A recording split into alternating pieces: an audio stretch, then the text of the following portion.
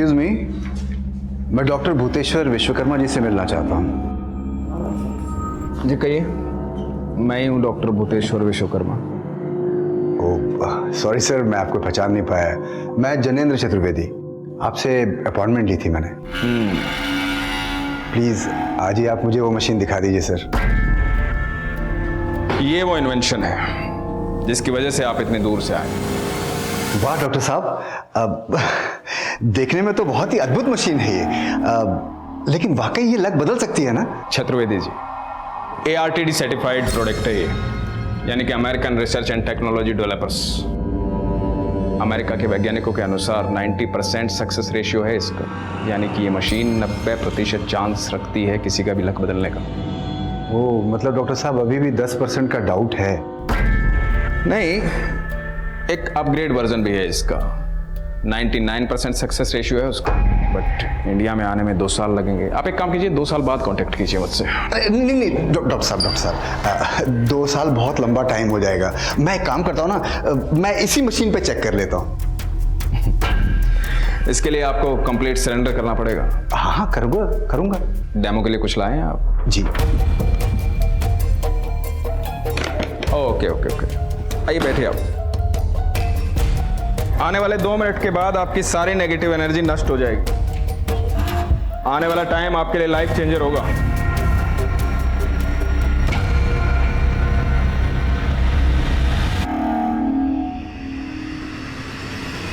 Just relax.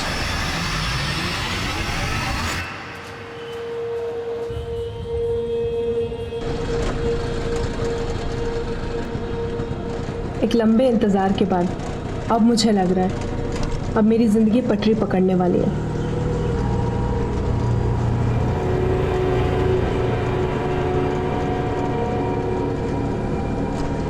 पर कल तक क्यों लगता था कहीं जिंदगी का ये पूरा सफर वेटिंग टिकट पे ही नहीं काटना पड़ जाए। इस सोच की भी कई वजह थी और इन वजहों की भी कई कहानियां थी।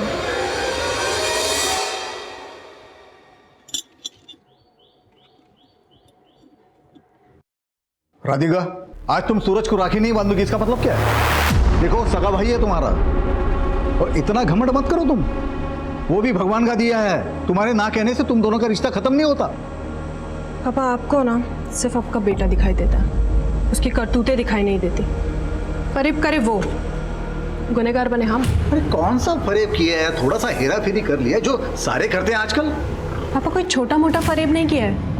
जिन गरीब बच्चों को हम चैरिटी के नाम पे पढ़ा रहे थे ना, उसके नाम पे एक फर्जी NGO का अकाउंट खोल लिया और गलत तरीकों से सरकारी फंडिंग का भी जुगाड़ कर लिया, और अब देखो अय्याशी कर रहा है। अरे तुम इतना गुरगुराओ मत। देखो, तुम्हारी चैरिटी करने से तुम्हें क्या मिलता है? मन का चैन। और मेरे जुगाड़ करने से तुम्हें क्या मिलेगा? सोने की चैन, तुम्हारी राखी का गिफ्ट। लो। मैं तुम्हारी बेईमानी का भागीदार बनना ही नहीं है। अरे तुम पागल हो क्या? तुम सोना फेंक दिया। ये सोना जो है लक्ष्मी जी का आभूषण होता है, पता है? अरे आप कहाँ जेब में डाल रहे हैं? बाहर निकालिए। राधिका नहीं पहन रही, तुम आपको पहना दीजिए। निकालिए ना। अरे हमारे लिए क्या लाए हो? आपका गिफ्ट आपको बाद में देंगे, पहले अपनी बहन से राखी बंधवा लें। आइए लाइए। लो बहन, बांधो राखी। देखो राखी गई भाड़ में, अब तुम्हें ना हथकड़ी बंधवाएंगे हम। बस करो राधिका, पगला गई हो क्या? हथकड़ी लगाओगे अपने भाई को त्योहार वाले दिन? आफत मत मचाओ। अम्मा देखो, आफत तो उस दिन आएगी जब आपके लाडले बेटे के चक्कर में ना हम सारे बर्बाद हो जाएंगे।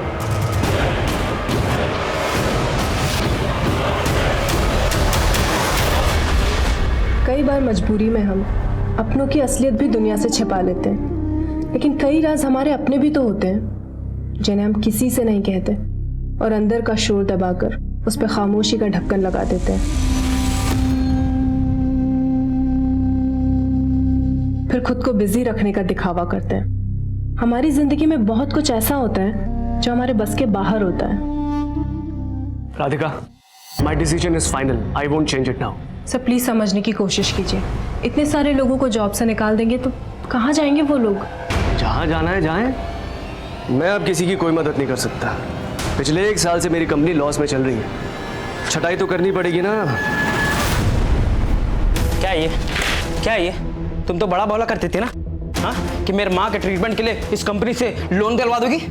जॉब से निकलवा दिया तुमने।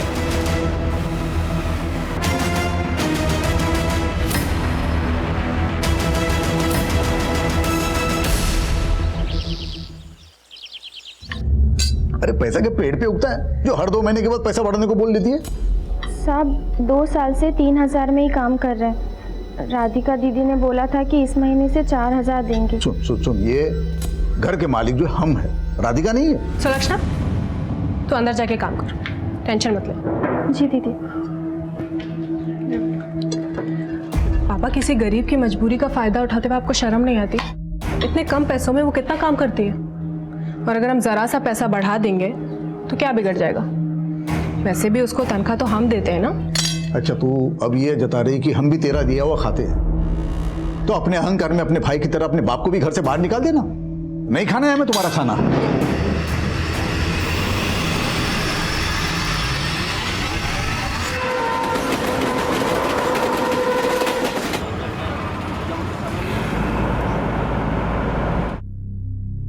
अगर आप सोचते हैं आप स्वाभिमानी हैं तो मान लीजिए, लोग आपको अभिमानी ही समझेंगे। जब ग्लास आधा भरा होता है तो लोग उसको आधा खाली ही कहते हैं। लोगों की नजर में मेरा सच भी ऐसा ही था, आधा। अब खाली हो या भरा हुआ मालूम नहीं, पर मैं इसी अधूरेपन से भाग रही थी। और जब भी कोई सच हमारे अंदर ही मर जाता है तो वो हमें जिंदगी भी अधूरी ही देता है, और मौत भी अधूरी।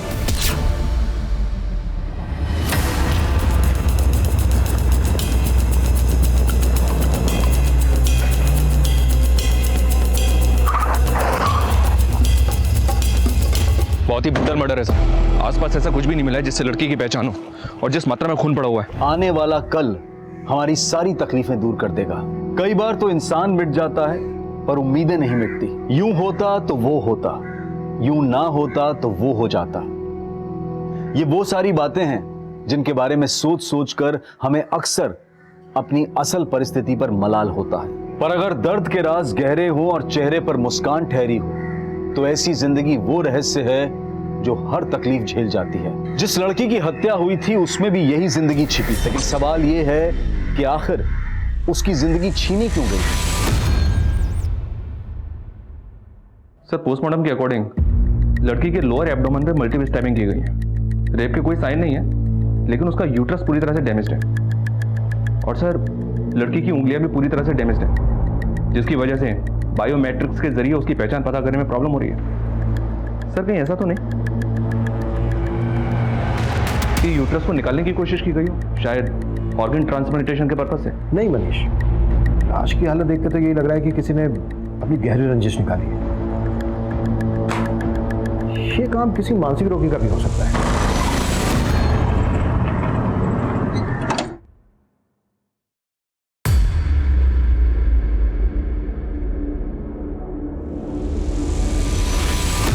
लड़की की पॉकेट से ये स्लिप मिली। ये कोई बिल या रिसीट है, पर खून बहुत है इस पर, कुछ पढ़ने में नहीं आ रहा है क्या लिखा है। सुमित, इसको सॉल्वेट से वॉश करवाओ, शायद कुछ पढ़ने में आ जाए। सब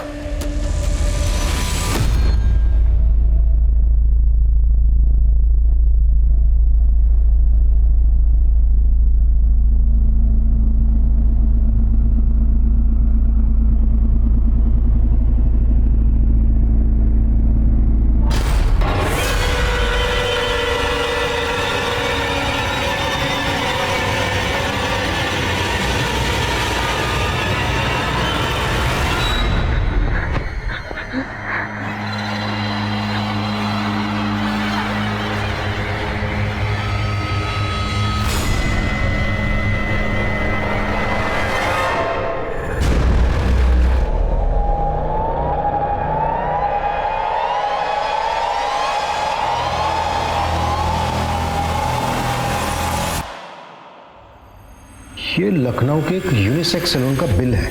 जी सर, इस पर लखनऊ का एड्रेस तो लिखा है, लेकिन सर सैलून का फोन नंबर नहीं है। ये बिल है 24 जुलाई का, और पोस्टमार्टम रिपोर्ट के मुताबिक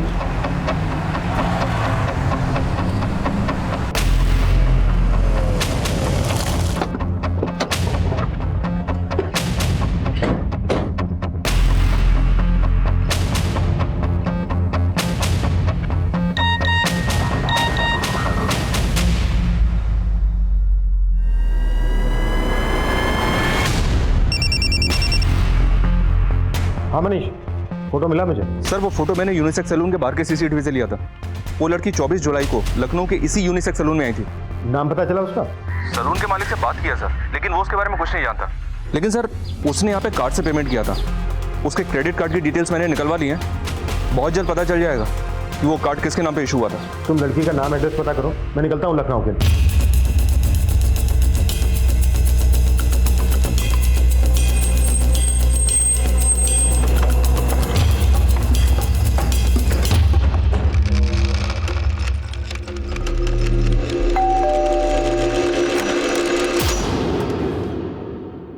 राधिका सिंह यहीं रहती है?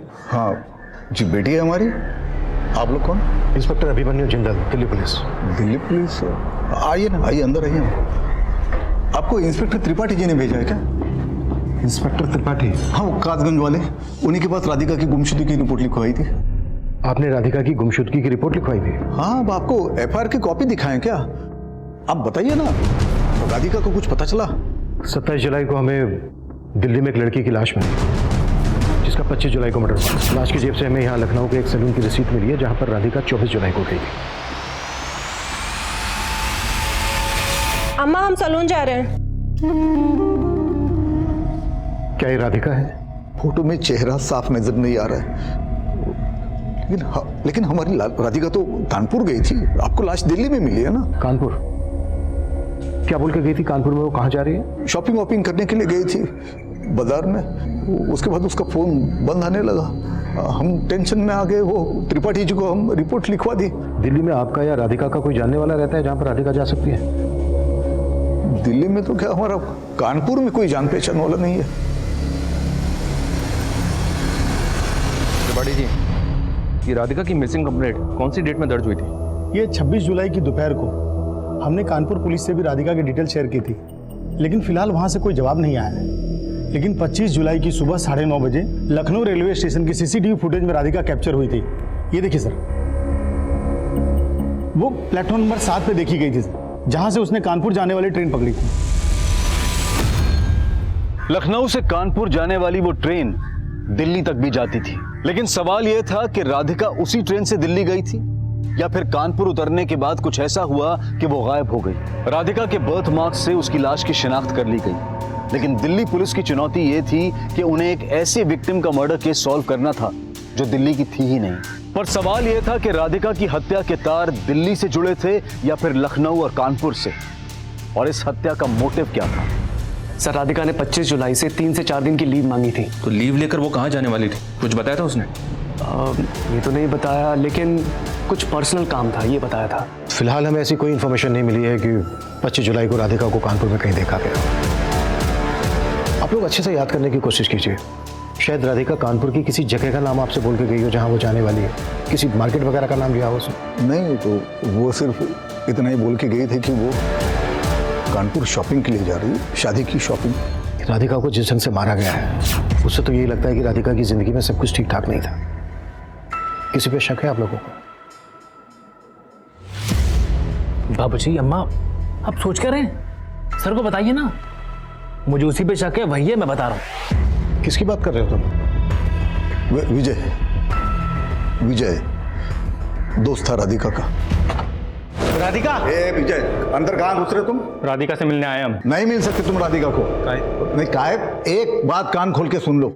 तुम हमारे नाम राशि के ना होते तो अभी के अभी हमारे बेटे को बोला गया ना, तुम्हारे कुंडली बिगाड़ दिए होते। निकल जाओ यहाँ से। कल जी ऐसा है, हम भी आपसे प्यार से कह रहे हैं, हम आए हैं राधिका से मिलके जाएंगे। राधिका? क्या बात करनी है? देखो, हमने तुम्हें साफ साफ बोल दिया था पहले ही, हम बद्री जी से शादी कर रहे हैं। हमें पता तुम हमसे भी प्यार करती हो। निकलो। अरे बता दे रहा तुमको बद्री जी से शादी करेंगे करके। निकल जाओ। रहता कहाँ है विजय?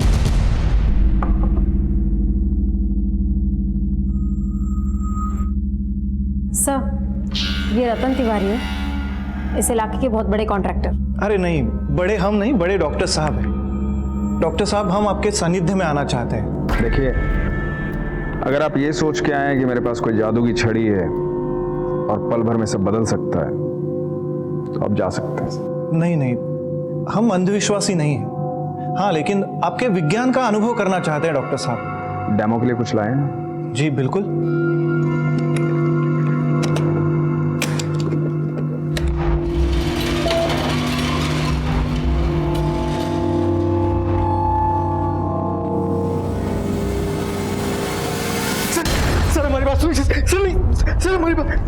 सर हमने राधिका को नहीं मारा सर।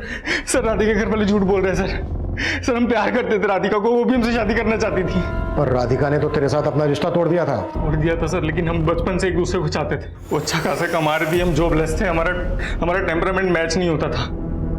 वो फ्रस्ट्रेट हो गया, हमने उसको एक दिन कुछ बोल दिया, वो बुरा मान गई सर। राधिका हमारी बात सुनो ना Radhika, Radhika please please please Radhika, हम तुमसे प्रॉमिस कर रहे हैं हम दोबारा ऐसा कभी नहीं करेंगे। हमें तुमसे कोई बात नहीं करनी है। सर हमें तो लगता है कि उसका बाप और भाई मिलकर उसे हमारे खिलाफ भड़का रहे थे, क्योंकि वो उसकी शादी किसी और आदमी के साथ कराना चाहते थे। और ये बात तेरे से बर्दाश्त नहीं हुई, इसलिए तूने राधिका को। सर हमने राधिका को नहीं मारा सर। अगर हमको खुंदक थी ना तो उसके बाप और भाई से थी। एक नंबर के लालची लोग हैं वो, और इसी लालच की वजह से उसकी शादी एक बड़े उम्र के आदमी के साथ करा रहे थे सर वो।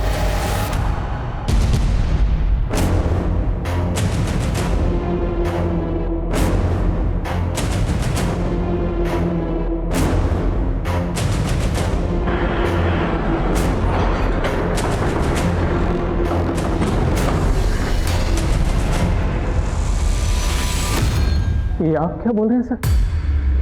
राधिका का मर्डर कैसे? तुम्हें वाकई में कुछ नहीं पता या कोई ड्रामा? सच कह रहे हैं सर, हमें कुछ नहीं मालूम। तो इस दौरान तुम्हारी राधिका के माँ बाप से कोई बातें नहीं हुई? आखिरी बार बात तब हुई थी जब उन्होंने हमारा और राधिका का रिश्ता तोड़ दिया।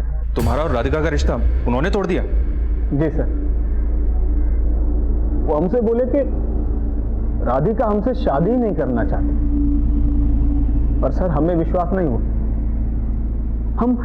हम खुद राधिका से मिलके इसकी वजह जानना चाहते थे, लेकिन उसका फोन बंद पड़ा। तो जब तुम्हारी राधिका के साथ फोन पे बातें होती थी तो मुलाकातें भी होती होंगी? सर हमें तो लगा था कि हमें जिस लड़की की तलाश थी वो हमें मिल गई, और हमने कभी सोचा भी नहीं था कि राधिका इस रिश्ते से नाखुश होगी। हमने कभी कल्पना भी नहीं की राधिका को इतना बुरा अंत मिलेगा।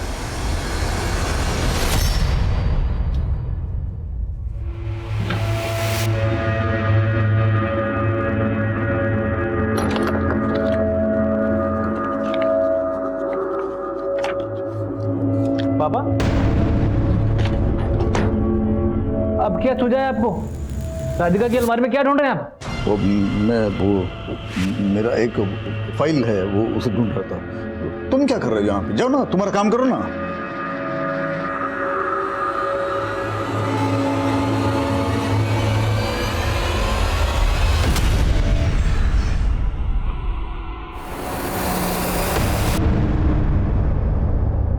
ये लक मशीन हमारा लक बदल रही है नीलू। सही बोला। देखो इस बार तो हमने जम के माल लूटा है।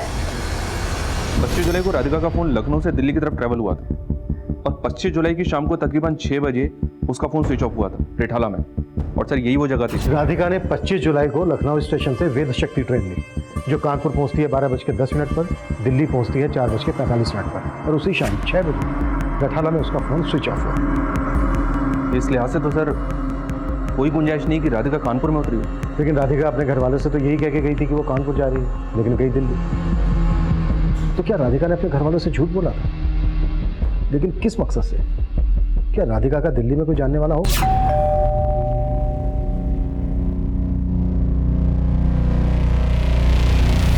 लेकिन सर राधिका के कॉल रिकॉर्ड्स में दिल्ली का कोई नंबर नहीं मिला। क्राइम सीन का डम डेटा निकलवाओ और चेक करो कि मर्डर वाले दिन कानपुर या दिल्ली का नंबर उस एरिया में कोई एक्टिव था क्या। Okay sir. और एक बात है सर, मैं बद्री से मिला था, उसने बताया कि राधिका के पेरेंट्स ने उसका और राधिका का रिश्ता राधिका की मौत के 5 दिन बाद खत्म कर दिया था, 30 जुलाई को। या सर, और इस बात को कंफर्म करने के लिए मैं जब राधिका के पेरेंट्स से मिला तो वो बोले हमारे लिए तो राधिका गुमशुदा थी, और जिस लड़की की शादी होने वाली हो वो इस तरह अचानक घर से गायब हो जाए तो आपको पता है ना लोग क्या क्या अटकलें लगाते हैं। बद्री जी को जवाब देना हमारे लिए मुश्किल हो गया था, तो हमने उनसे रिश्ता ही तोड़ दिया। उनका जवाब सुन के मुझे यही लगा कि शायद वो लोग इस बात को मान बैठे थे कि राधिका को बद्री पसंद नहीं था, इसलिए राधिका गायब हो गई। बद्री राधिका से 15 साल बड़ा। कहीं ऐसा तो नहीं है कि राधिका की बद्री के साथ शादी हो रही थी, इसी वजह से वो भाग गई हो? सर इसलिए राधिका के पेरेंट्स पर भी नजर रखने के लिए आदमी लगा दिए। ये भी चेक करो कि 25 जुलाई को राधिका ने टिकट कहाँ की ली थी, कानपुर की या दिल्ली की। उसी से क्लियर होगा कि राधिका की ये जर्नी प्री प्लान थी या फिर राधिका किसी और के प्लान का शिकार हुई। Okay sir. Train reservation check करने के साथ पुलिस दिल्ली रेलवे स्टेशन से लेकर राधिका के मर्डर स्पॉट रिठाला तक के बीच के एरियाज के कई सीसीटीवी स्कैन कर रही थी। ऑटो और टैक्सी चलाने वालों से भी लगातार पूछताछ की जा रही थी। क्राइम सीन के एरिया का डम डाटा निकाला जा रहा था और वहीं लखनऊ में पुलिस राधिका से जुड़े हर शख्स पर नजर रख रही थी।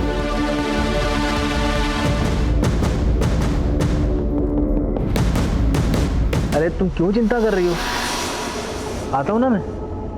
अरे कुछ दिन अम्मा को संभालूं, फिर आता हूँ। अम्मा को बाद में संभाल, पहले बाप को संभाल। 400 दी, हमको चुना लगा दिया। पापा क्यों इतना गुर्रा रहे हो? फिर क्या चूना कथा लगा रखा है? आरव कौन है? कौन आरव? वही आरव जिसके नाम राधिका का जमीन होगी, जो जमीन कायदे से हमारे नाम पे होनी चाहिए थी। तुम पहले ही उंडी मार दिया। क्या बात कर रहे हो आप? ए नौटंकी, हमको मत घुमाना। हम जानते हैं तुम्हारा षड्यंत्र है। यारो तुम्हारा चमचा है जो तुमको जमीन का पैसा दिया है। आप पकड़ा गए हो क्या? हम आरव बारव को नहीं जानते हैं।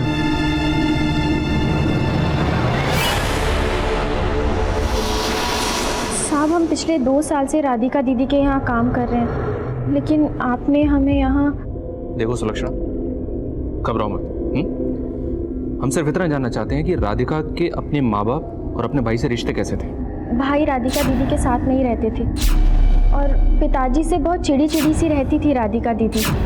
अपनी माँ से बहुत प्यार करती थी, इससे ज़्यादा और कुछ नहीं पता हमें साहब। ये राधिका की बद्री से शादी होने वाली थी, तो क्या राधिका इस शादी से खुश थी?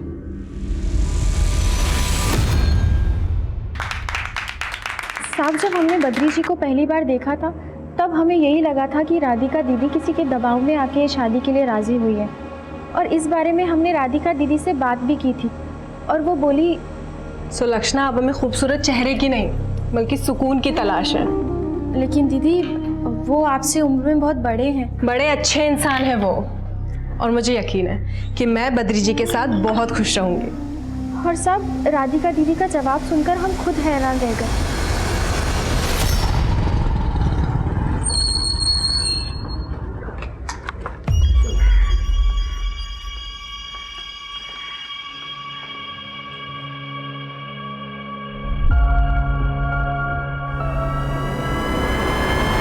ये आप क्या कह रहे हैं सर? राधिका मेरी कलीग थी, इसलिए वो मेरे साथ फोन पर बात किया करती थी। राधिका ने दिल्ली के लिए ट्रेन पकड़ने से पहले भी तुम्हें फोन किया था? सर ऑफिस का एक पेंडिंग काम आ गया था, वो याद दिलाने के लिए उसने मुझे फोन किया था। तो राधिका रोज तुम्हें रात को 10-10 बजे ऑफिस का पेंडिंग काम याद दिलाने के लिए फोन किया करती थी? सर आप गलत समझ रहे हैं। सर मैं राधिका को अपनी बहन मानता था। मेरी वाइफ भी मेरे साथ आई है, चाहो तो आप उनसे पूछ लीजिए। अच्छा, राधिका तुम्हारी बहन जैसी थी। राधिका ने कभी तुम्हें इस तरह का हिंट दिया जो उसकी हत्या की वजह हो सके? करीब 1 महीने पहले हमारे बॉस ने हमारे स्टाफ के कई लोगों की छटनी कर दी थी। सर राधिका HR में थी, उसी ने सभी लोगों को न्यूज़ दी थी। उसके बाद ऑफिस में बड़ा बवाल हुआ था। क्या ये तुम तो बड़ा बौला करते थे ना, हाँ, कि मेरे माँ के ट्रीटमेंट के लिए इस कंपनी से लोन दिलवा दोगी? जॉब से निकलवा दिया तुमने। सर जॉब से तो बॉस ने निकाला था, लेकिन तकलीफें राधिका को झेलनी पड़ी थी। तो तुम कहना चाह रहे हो कि राधिका का हत्यारा उन्हीं एम्प्लॉइज में से कोई है जिनको राधिका ने जॉब से निकाला था? नहीं सर, ये तो नहीं कह सकता, लेकिन जॉब जाने के बाद सबसे ज्यादा परेशानी ब्रिजेश और श्यामलाल को हुई थी। ब्रिजेश और श्यामलाल? सलाम सर। हाँ सलाम, बोल क्या खबर है? राधिका के प्रेमी विजय की खबर है। 1 नंबर का लड़की बार है साहब। 12 बंकी में संगम लॉज है, वहाँ आए दिन नई नई लड़कियाँ लेकर जाता है। वो लॉज वाला तो बता रहा था कि ये सिलसिला बहुत सालों से चला आ रहा है। चल ठीक है, इस वजह पे नजर गड़ा के रख। पुलिस लखनऊ में राधिका से जुड़े हर इंसान को खंगाल रही थी, लेकिन राधिका के दिल्ली जाने का राज अब भी दूर नजर आ रहा था। 2 मिनट में सारी नेगेटिव एनर्जी नष्ट हो जाएगी। आने वाला टाइम आपके लिए लाइफ चेंजर होगा।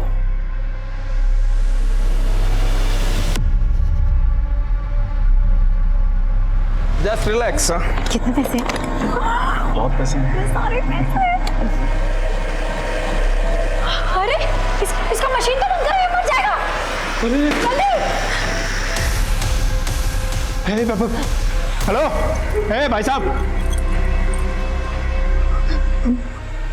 मर गया है। मर गया। सर हमने कुछ नहीं किया सर।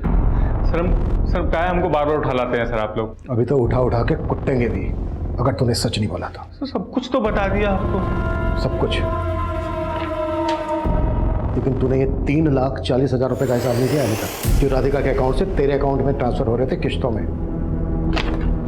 कभी 20,000, कभी 30,000 और एक बार तो सीधा 1.5 लाख।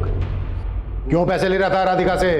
मदद के नाम पे हम उधार पैसे ले रहे थे राधिका से। उधार ले रहा था या फिर ब्लैकमेल कर रहा था राधिका को? सर नहीं सर, ब्लैकमेल नहीं कर रहे थे सर। सर कसम खा के बोल रहे हो, हमको बहुत प्यार करती थी, हमें दुखी नहीं सर।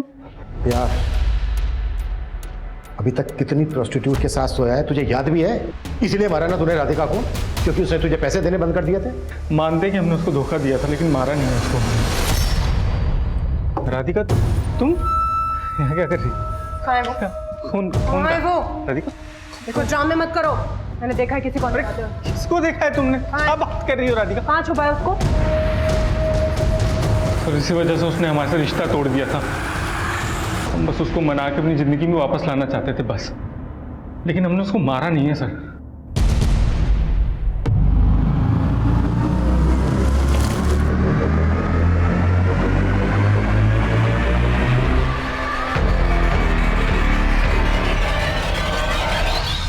आरव? जी सर। सर राधिका की जमीन आरव के नाम हो गई है, वो जमीन जो दादाजी ने राधिका के नाम करी थी। हमें तो इसमें राधिका के वकील का कोई झोल लग रहा है। नाम क्या वकील का? सत्येंद्र मिश्रा। वो तो ये भी बताने के लिए तैयार नहीं कि आरव है कौन। सुमित वकील की डिटेल ले लो इनसे, जाके मिलो और पता करो आरव कौन है। राधिका की जिंदगी की कई ऐसी परतें थीं जिनके कई चैप्टर्स थे और आरव भी एक ऐसा ही सीक्रेट चैप्टर नजर आ रहा था जिसके बारे में कुछ साफ नहीं था। राधिका के घर वाले आरव को राधिका का कोई धोखेबाज प्रेमी मान रहे थे, जिसके चक्कर में राधिका ने अपनी जमीन भी उसके नाम कर दी थी। पर सच सबको चौंकाने वाला था, लेकिन ये राज भी अब तक कायम था कि 25 जुलाई की शाम को राधिका दिल्ली कैसे पहुंची। धीरज भाटिया, तू तो कह रहा था तुझे पता ही नहीं है राधिका दिल्ली गई थी, जबकि राधिका की ट्रेन टिकट तेरे बुकिंग आईडी से हुई है, कोमजी 124। किराया आईडी है ना? हाँ सर, वो राधिका मुझसे टिकट जरूर बुक करवाती थी, लेकिन मैंने कुछ नहीं किया है सर। कुछ नहीं किया तो ये बात तूने हमसे पहले क्यों नहीं बताई?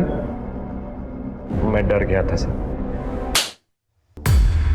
देख, अब कुछ भी मत छुपाना हमसे और ना ही झूठ बोलना। राधिका दिल्ली में कहाँ गई थी? वो रिठाला। रिठाला? वहीं राधिका का मर्डर हुआ था। देखिए सर, मुझे इसके बारे में कुछ नहीं मालूम। राधिका अक्सर रिठाला जाया करती थी। क्यों जाया करती थी? नहीं पता सर। रिठाला में किससे मिलने जाती? पिंकी छाबरा से। ये पकड़ तुम। हाँ सुमित। सर मैं उस लॉयर सत्येंद्र मिश्रा से मिला, वो बता ही नहीं रहा है कि आरव कौन है। बोल रहा है कि जब तक हम लोग कोर्ट के ऑर्डर नहीं लाएंगे वो हमें कोई भी स्टेटमेंट नहीं देगा। व्हाट?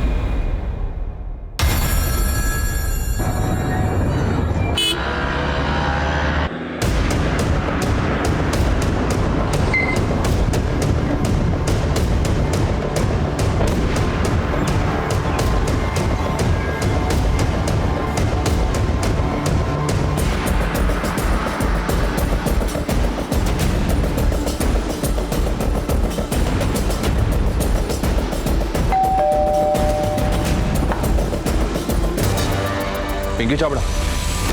क्या? पिंकी छाबड़ा, हमसे कुछ भी छिपाना मत। 25 जुलाई को राधिका यहाँ भी आई थी ना? तुम्हारा उसके मर्डर से क्या ताल्लुक है, बोलो। साहब मुझे तो मालूम भी नहीं है राधिका जी का मर्डर हुआ है। हाँ 25 तारीख को वो यहाँ आने वाली थी, लेकिन आई नहीं। राधिका यहाँ क्यों आती थी? साहब वो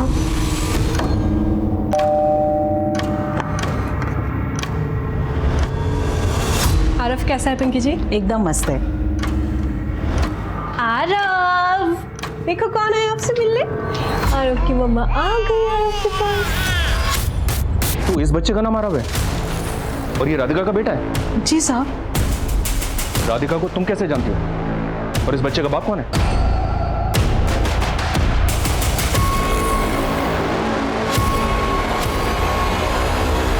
सर आप मुझे फिर गलत समझ रहे हैं। सर मैं राधिका को बहन मानता था, वो बच्चा मेरा कैसे हो सकता है? जब से वो बच्चा आरव पैदा हुआ पिंकी के पास रह रहा है। वो पिंकी ने हमें बताया कि वो राधिका से तेरे थ्रू मिली थी। सर बिना शादी के राधिका को मां बनना पड़ा था। वो अपने बच्चे को साथ में नहीं रख सकती थी, इसलिए मैंने उसे बहन समझकर उसकी मदद की थी। घुमा मत हमें। राधिका ने तुझे ये बता दिया कि वो माँ बनने वाली है और ये नहीं बताया कि उसके बच्चे का बाप कौन है। मुझे उससे ये तब पता चला जब वो माँ बन चुकी थी। सर उस दौरान वो 6 महीना हमारे दिल्ली ब्रांच में शिफ्ट हो गई थी, तब मुझे उसका पर्पस पता चल गया। सर वो अपने बच्चे की देखरेख के लिए किसी को ढूंढ रही थी, तब मैंने उसे पिंकी के बारे में बताया था। राधिका की बद्री के साथ शादी होने वाली थी। बद्री को इस बच्चे आरव के बारे में पता चल गया हो, कभी राधिका ने ऐसा कुछ हिंट दिया था? नहीं सर, पर वो चाहती थी कि बद्री से शादी करने के बाद आरव उसके साथ ही रहे। इस बच्चे के बाप के बारे में राधिका ने तुम्हें कभी बताया? नहीं साहब, उन्होंने तो कभी नहीं बताया। लेकिन हाँ, एक बार जब राधिका मैडम बच्चे से मिलके जा रही थी तो एक औरत यहाँ आई थी। औरत? कौन औरत? मम्मा के साथ जाना है आरव को। मम्मा जल्दी वापस आ जाएंगे, ठीक है? मैंने देखा एक औरत छिपके हमें देख रही थी।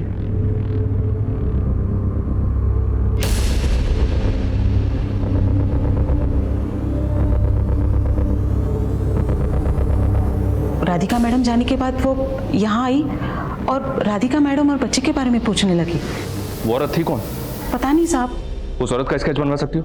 जी साहब। वो औरत कौन है जो राधिका के बारे में जानकारी ले रही थी? उसको अभी तक कुछ पता नहीं चला सर। और ना ही पिंकी ये बता रही है कि आरव का पिता कौन है। वो औरत राधिका के मर्डर के पीछे हो सकती है। धीरज ने हमें बताया था राधिका ने दिल्ली अपना ट्रांसफर करवाकर अपने बच्चे की डिलीवरी की। एक काम करो, दिल्ली के सारे क्लिनिक्स, हॉस्पिटल छान मारो, वहां से हमें जरूर कोई ना कोई लीड मिलेगी।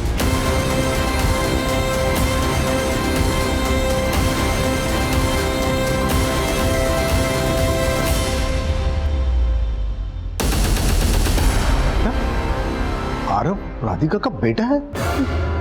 ये कैसे हो सकता है? ये झूठ है। देखिए, हमें राधिका के कलीग धीरज और इस औरत पिंकी ने यही बताया कि आरव राधिका का बेटा है। ये है पिंकी, जानते हैं आप इसको? नहीं, इसको नहीं जानते हम।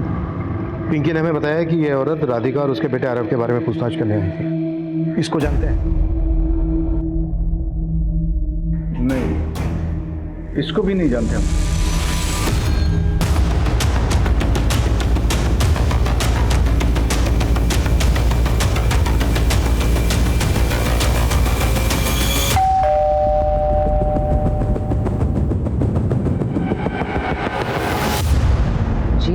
हमें बद्रीनाथ जी से मिलना है। आप? मैं उसकी माँ हूँ, शकुंतला। क्या राधिका का एक बेटा है? जी। अच्छा, इस औरत को जानते हैं आप? हमें शक है कि राधिका के मर्डर में इस औरत का हाथ हो सकता है। नहीं सर, हम नहीं जानते। बद्रीनाथ जी, राधिका के कलीग धीरज ने हमें बताया था कि राधिका आपसे शादी करने के बाद अपने बच्चे आरव को आप ही के साथ रखना चाहती थी, अडॉप्ट करके। क्या ये सही है? हमारी हमेशा से एक विश थी कि हम शादी के बाद एक अनाथ बच्चे को अडॉप्ट करें और उसे माँ का प्यार दें। क्या आप हमारी ये विश पूरी करेंगे? हाँ सर, हमने तब राधिका को कह दिया था कि हम शादी के बाद कोई अनाथ बच्चा अडॉप्ट कर लें, लेकिन सर हमें बिल्कुल भी अंदाजा नहीं था कि उसका कोई अपना बच्चा था।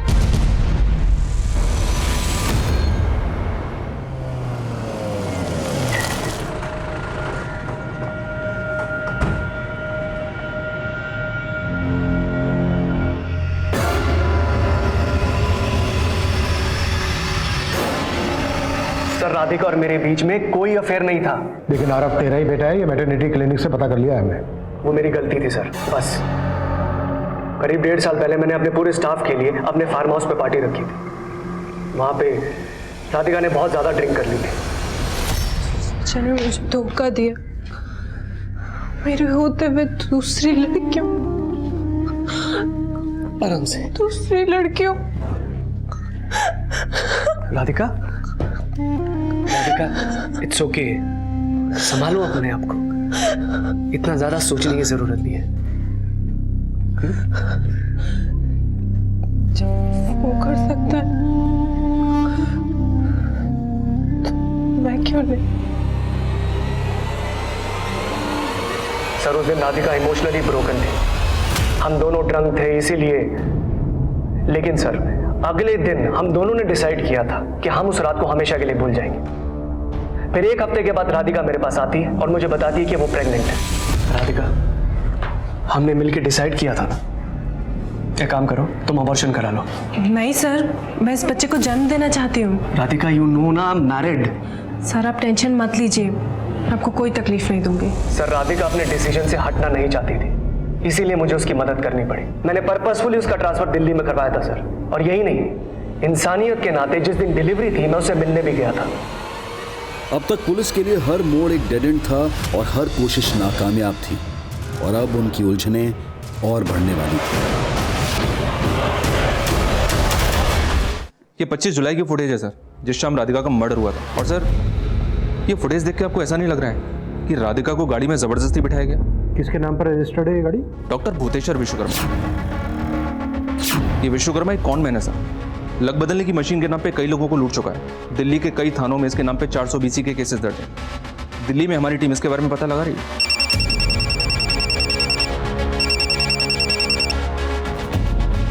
बोलिए बद्रीनाथ जी, उस दिन मैं ही राधिका का पीछा कर रही थी। उस वक्त मैं भी दिल्ली में ही थी, अपनी भांजी से मिलने गई थी, और उसी सोसाइटी में मैंने राधिका को देखा। इसलिए मैं उसके बारे में पूछताछ करने के लिए वहाँ गई। और सर, मेरी माँ ने सिर्फ उत्सुकता में राधिका का पीछा किया था, उसकी हत्या में इनका कोई हाथ नहीं।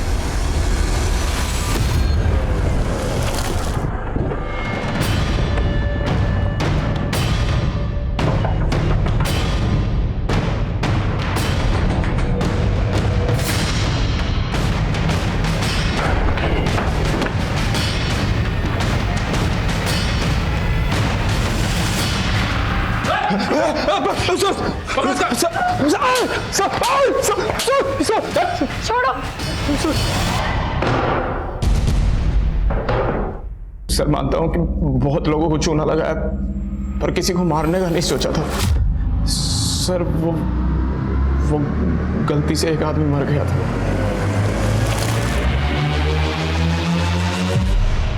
किसी ने लाश डंप करते हुए हमारा वीडियो बना लिया था, फिर उस आदमी ने हमें धमकी दी। हेलो सुन, अगर तू चाहता है कि ये वीडियो पुलिस के हाथ ना लगे तो एक काम करना होगा। सर उसने हमें ब्लैकमेल किया सर, इसलिए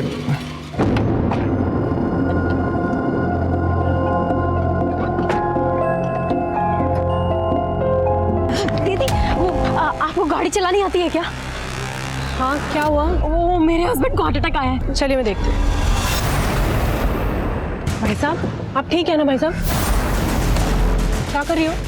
ये बैग क्यों अंदर डाल रही हो मेरा? कौन है तुम लोग? क्या कर रहे हो ये?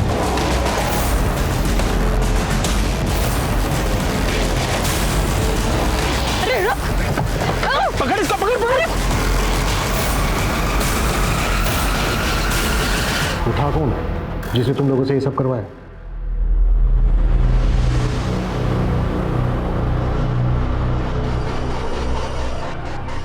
ये तो हम सोच ही नहीं पाए कि जिन जड़ों को हम इतना दूर दूर तलाश रहे थे, वो जड़ें तो हमारे इतने करीब थे।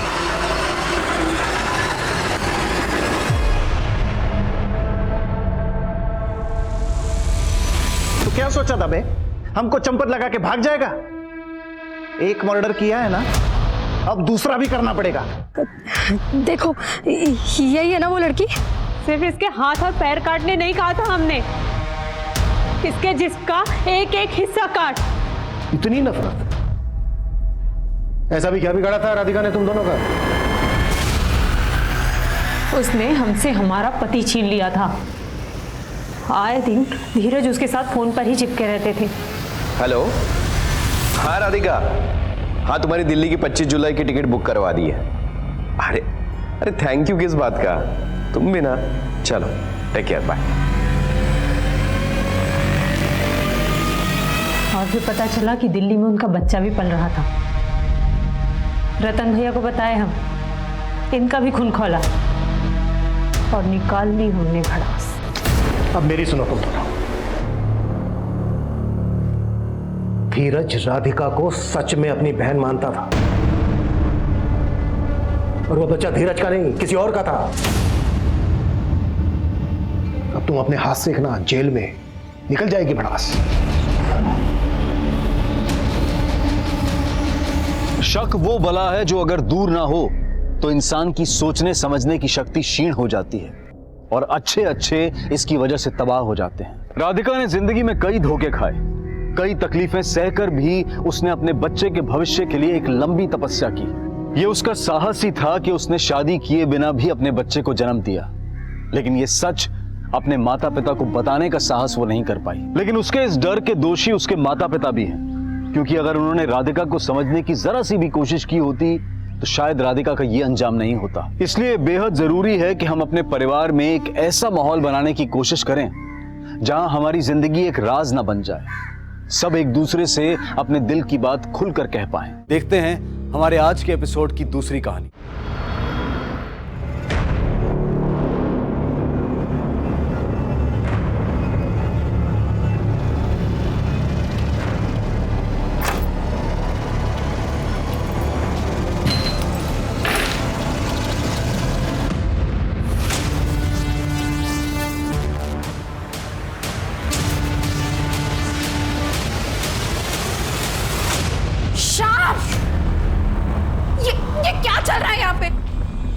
यार ये हमेशा गलत टाइम पर टपकती है, थोड़ी देर बाद नहीं आ सकती थी? ये मेरा घर है, पति हो तुम मेरे, तुम्हें शर्म नहीं आई किसी और औरत के साथ? ये कोई और औरत नहीं है, मेरा नाम है इसका, प्यार करता हूं मैं इससे, समझी? और तुम्हारी भलाई चाहती हो तो निकलो यहां से। मैं नहीं जाऊंगी, पत्नी हूं मैं तुम्हारी, अगर यहां से कोई जाएगी तो ये जाएगी। खबरदार मेरे पति पे दुबारा। जितनी बार निकालोगी उतनी बार मैं उसे घर ले आऊंगा। अगर जाना है तो तुम जाओ, डिवोर्स पेपर दिए हैं, साइन करो और निकलो। मीरा, मीरा,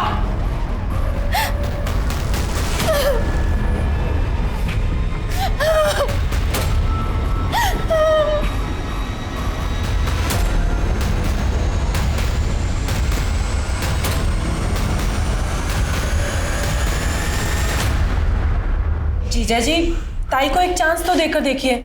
आप जानते हैं ताई आपसे कितना प्यार करती है, कितनी चिंता करती है आपकी। मैंने कभी बोला है तुम्हें अपने मैरिड लाइफ में क्या करना चाहिए क्या नहीं करना चाहिए? क्यों ज्ञान दे रहे हो मुझे इतना? और इतना ही दुख हो रहा है उसका तो उसे समझा दो, डिवोर्स दे दे। अपना और मेरा जीना हराम कर रही है वो। आरती, अरे तुम रुको, मैं देखती हूँ।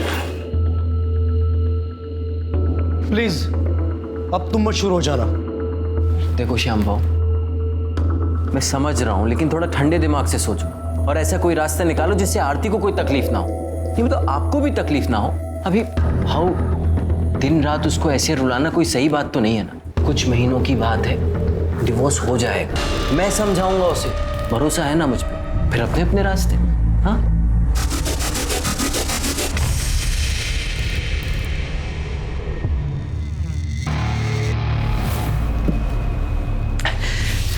एक तुम हो और एक वो आरती है, अपने पति से कितना प्यार करती है, अपनी शादी बचाने के लिए दिन रात रोती रहती है, और वो कमीना एक घटिया औरत के लिए उसे दुख देता रहता है। कभी अपनी बीवी के बारे में भी सोचा इस तरीके से?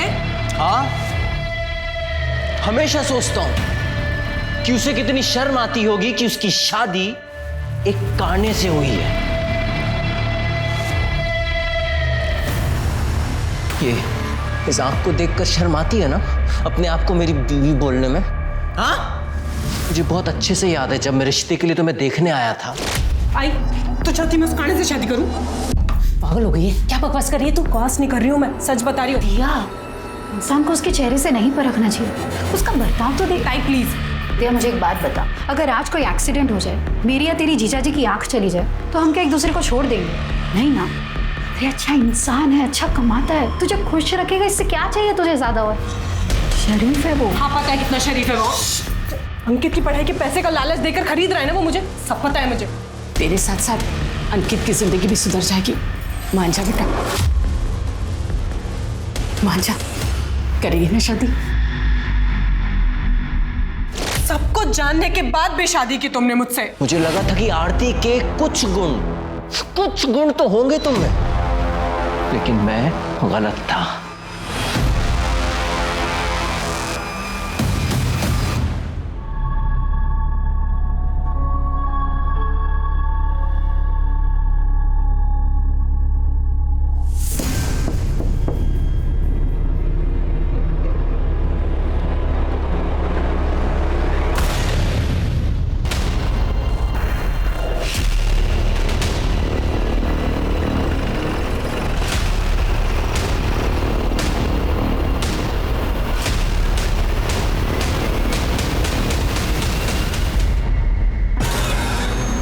खड़े तो जिंदा है, एम्बुलेंस को फोन करो।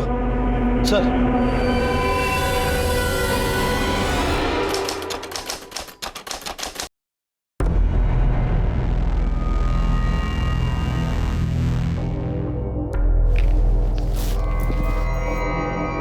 घर कब तक आओगे? पता नहीं। इसलिए पूछ रही हूँ कि दारू पीकर आओगे तो घर पे खाना खाओगे या बाहर से खाकर आओगे? तूने अपनी जुबान ना।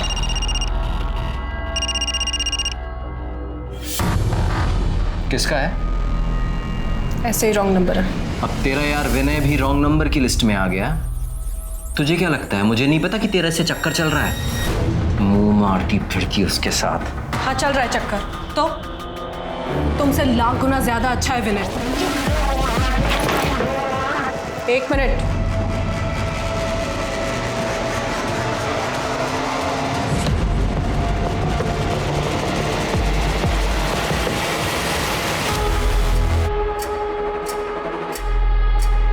ये तो ले जाना ही भूल गए। पहन कर जाओ, वरना लोग डर जाएंगे।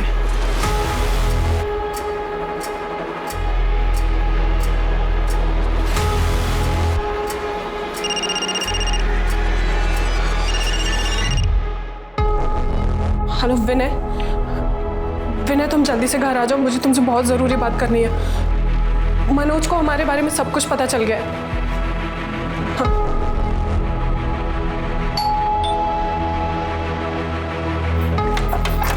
अच्छा विनय तुम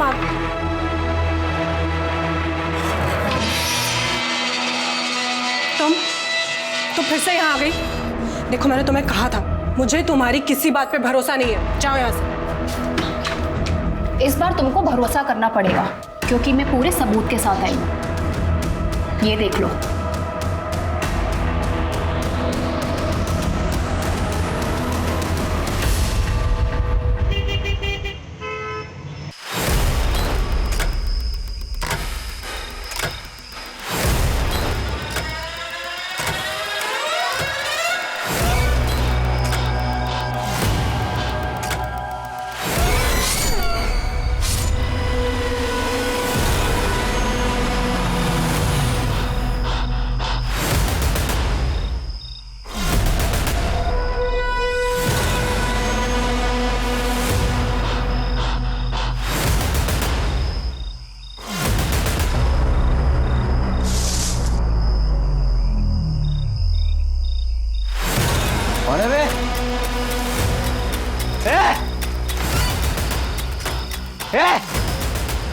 मुझे पता है तू चले वो दिया का यार मैंने है ना। अबे हिम्मत है तू बाहर निकल रहा।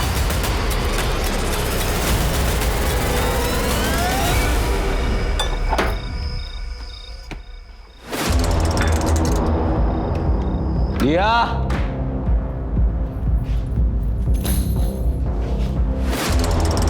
ए दिया, ये भाग गई क्या अपने यार के साथ? लगता भाग गई।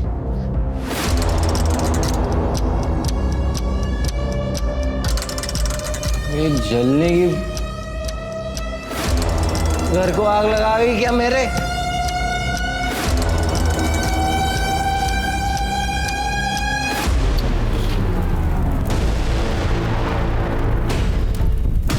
दिया,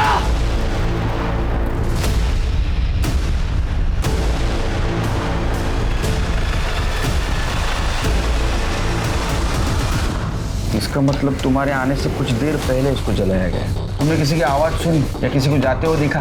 हाँ सर, हाँ सर, एक आवाज सुनी थी सर। सर पर उससे मेरे पर लगा कि ऐसी कोई आवाज होगी, लेकिन सर अभी मुझे पक्का यकीन है सर कि वही था जिसने दिया को मार के जला दिया है सर। वही था sir. Shirke sir, forensic team को बुला, घर के आसपास के एविडेंस कलेक्ट करो और बॉडी को पोस्टमार्टम के लिए भेज दो। और ये दिया और मनोज, इनके फैमिली के डिटेल्स निकालो। ठीक है सर।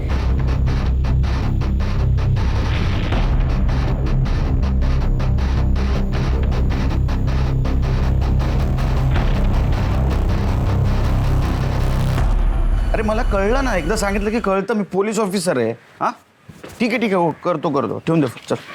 सर, मनोज के पड़ोसियों से बात की है सर। उनका कहना है कि कल दोपहर के बाद दिया को किसी ने नहीं देखा सर। इन दोनों की शादी हुए 2 साल हो चुके हैं और ये मनोज छोटा मोटा बिल्डर है, अच्छा खासा कमा लेता है सर। लेकिन दोनों के पारिवारिक रिश्ते सही नहीं है। दोनों मियाँ बीबी के बीच में काफ़ी लड़ाई होती है सर। इतनी लड़ाई की आवाज़ें पड़ोसियों तक को सुनाई देती है। अरे उसमें क्या नई बात है, मैं भी अभी वही कर रहा था, कुछ नई चीज़ बता। सर, वो दिया की बहन आरती के बारे में एक इंटरेस्टिंग बात है।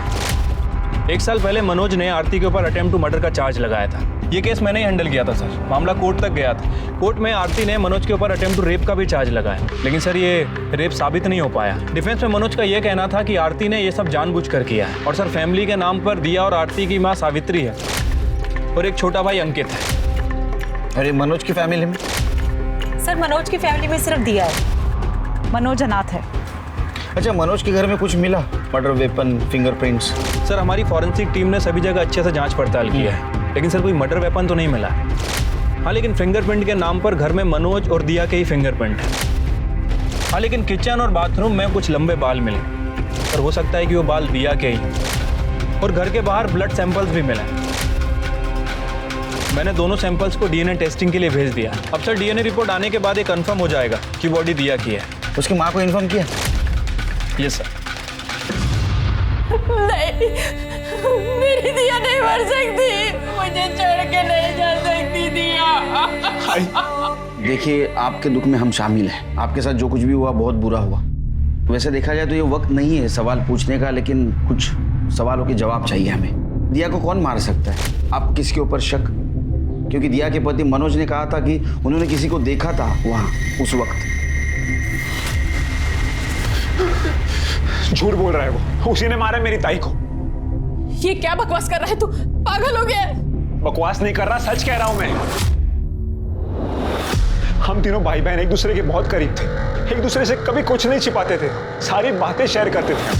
तब दिया ताई परेशान रहती थी, रोती रहती थी और मुझे बताती थी कि वो हमेशा उनसे लड़ते झगड़ते रहते हैं। ये भी लगता था कि मनोज जीजा जी की आरती ताई के साथ जबरदस्ती वाली बात भी सच है और तब से उनमें झगड़े शुरू हुए थे। और मनोज जीजा जी ने तो कई बार उन्हें जान से मारने की धमकी भी दी थी।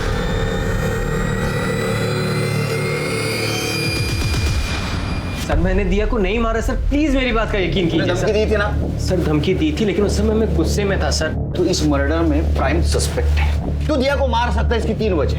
1, तू उसका पति है। नंबर 2, तुम दोनों के बहुत झगड़े होते थे। और नंबर 3, और तूने बताया था ना कि जब दिया की बॉडी जल रही थी तब वहां तू गया था, तो इसकी गवाही देने वाला कोई गवाह नहीं। सर, मैं कसम खा के कह रहा हूँ, मैंने ऐसा कुछ नहीं किया। मैं तो खुद परेशान था सर इस शादी से। पूरी फैमिली ने मिलकर धोखा दिया था मुझे। और सर, दिया मुझसे कोई प्यार व्यार नहीं करती थी, पैसों के लिए शादी की थी उसने मुझसे। शादी से पहले उसका किसी विनय नाम के आदमी के साथ अफेयर चल रहा था और अभी 3-4 महीने पहले वापस से उससे अफेयर शुरू हो गया था। तेरे को कैसे पता? सर, कल जब मैं ऑफिस जा रहा था तो विनय का फोन आया। मैंने दिया को पूछा तो उसने मुझे खुद बताया कि हाँ, चल रहा है चक्कर। तो तुमसे लाख गुना ज्यादा अच्छा है विनय।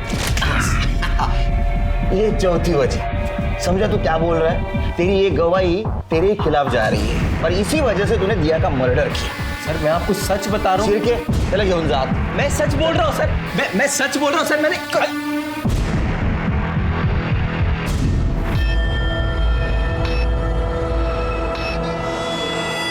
मैम, मैं मिसिंग कंप्लेंट लिखवाने आया हूँ। किसकी? मेरी बीवी 2 दिन से गायब है। बीवी 2 दिन से गायब? और तो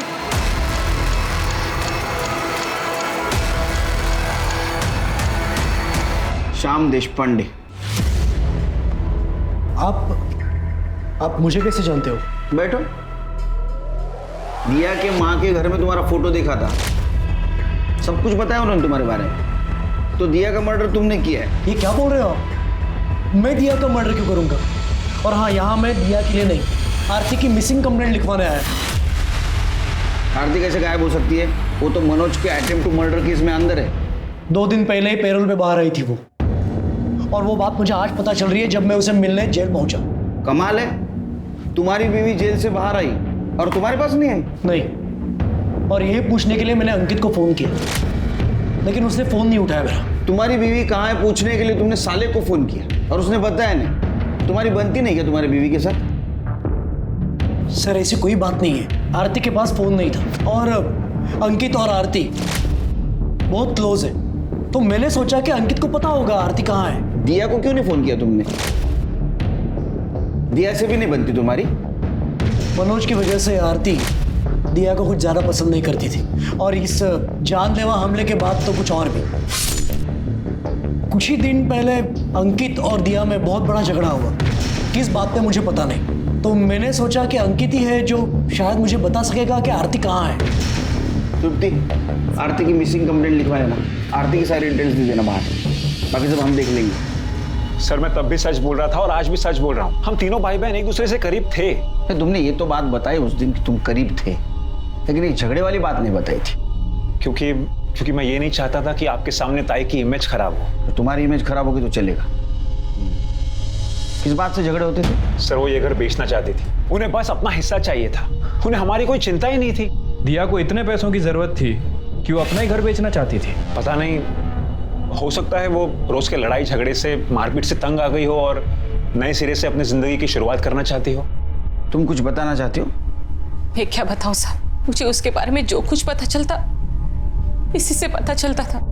वो कहाँ मुझे कुछ बता कर जाती थी, लेकिन आरती का और उसका स्वभाव बहुत ही अलग था। लेकिन आरती की जिंदगी देखो, उस मनोज की वजह से वो पूरी जिंदगी जेल में है। आरती जेल में नहीं है, बाहर है, पैरोल पे। घर क्यों नहीं आई और फोन भी नहीं किया? अंकित तुझे कुछ पता है? नहीं आई। इसे भी नहीं पता, फोन भी नहीं किया और घर भी नहीं आई वो। फिर साहब मेरी बेटी कहाँ है? कहाँ है मेरी बेटी? बोलिए ना।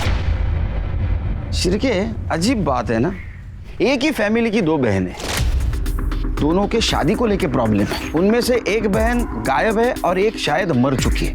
बड़ी बहन आरती ने छोटी बहन दिया के पति मनोज के ऊपर जानलेवा हमला किया और उसके ऊपर रेप का इल्जाम लगाया। ये बात दिया को पता है, लेकिन फिर भी उसने आरती को कोर्ट में बचाने की कोशिश नहीं की। जिस दिन आरती पैरोल पे बाहर आई उसी दिन दिया का मर्डर हुआ और आरती पैरोल पे बाहर आई ये किसी को पता नहीं। तो क्या आरती को पता है दिया का मर्डर हुआ है?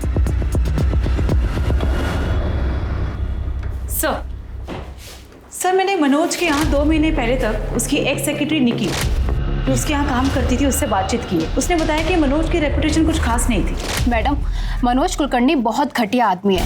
वो लड़कियों को ऐसी नज़र से देखता है कि अभी खा जाएगा, और उसने मेरे साथ एक बार नहीं कई बार गलत हरकत करने की कोशिश की है। क्वालिटी सप्लायर से पूछो कि उनका कोटेशन अभी तक क्यों नहीं आया है, और वो शिंदे को पूछो कि वो शिवाजी नगर वाली साइट पे माल पहुंचा कि नहीं अभी तक। सर ये डॉक्यूमेंट्स पे साइन कर दीजिए। इतना फिट कैसे रह लेती हो तुम? कुछ टिप्स हमें भी दो कि लड़कियां हमारी तरफ भी पलट पलट कर देखें। देखो जरा, क्या कमाल का फिगर है तुम्हारा। सर निकी, सर मैं बात आती।